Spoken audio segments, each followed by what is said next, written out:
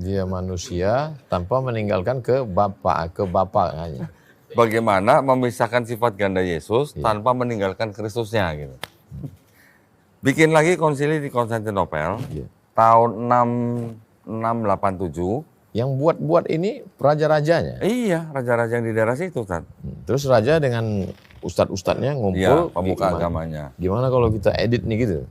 Jadi mereka merumuskan. Oh. Merumuskan bagaimana akidahnya itu. Oh.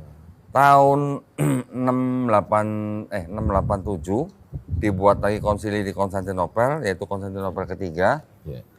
Yesus itu punya satu kehendak atau dua kehendak.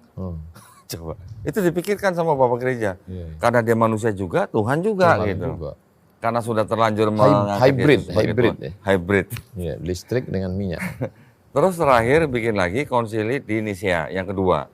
Itu disebut konsili Nicea 2 tahun 787. Yeah. Yang sebelumnya tadi 681, ini sekarang 787. Yeah.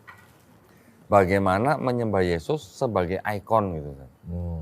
Nah, jadi ketika Kristen tumbuh, pahamnya atau alirannya juga berbeda-beda. Pertama tumbuh aliran Kristen yang disebut dengan doketisme. Doketisme itu aliran Kristen yang mengambil Yesus itu hanya perwujudan Tuhan di bumi. Ini kalah dengan kelompok Kristen yang separatisme. Separatisme bilang Yesus sebelum dibaptis itu belum Tuhan. Tapi ketika dia disalib, yang diangkat itu Kristusnya bukan Yesusnya. Ini makanya disebut kelompok separatisme, memisahkan antara Yesus dan Pemikiran ini dari mana datangnya? Ya dari orang-orang yang sudah terbiasa dengan sistem kepercayaan yang dari orang-orang yang seperti tadi yang Tria dan segala macam. Yang dari Yunani juga pengaruhnya besar. Berkreasi ya. Jadi mereka menggunakan apa ya kayak semacam filosofi. Ya. Kemudian timbul gerakan Kristen yang menamakan dirinya modalisme. Modalisme itu bisa dikatakan seperti peran.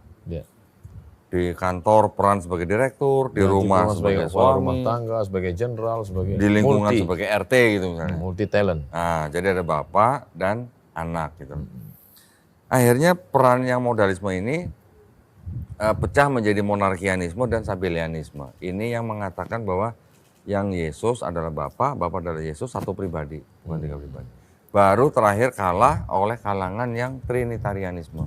Ini yang mayoritas? Yang mayoritas sekarang. Trinitarianisme ini yang mengatakan Bapa satu pribadi, Yesus satu pribadi, Roh Kudus satu pribadi, tapi bukan tiga Tuhan, tapi satu Tuhan. Bapa Maha Kuasa, Yesus Maha Kuasa, Roh Kudus Maha Kuasa, tapi bukan tiga Maha Kuasa, tapi satu Maha Kuasa. Iya. Yang pusing-pusing tuh.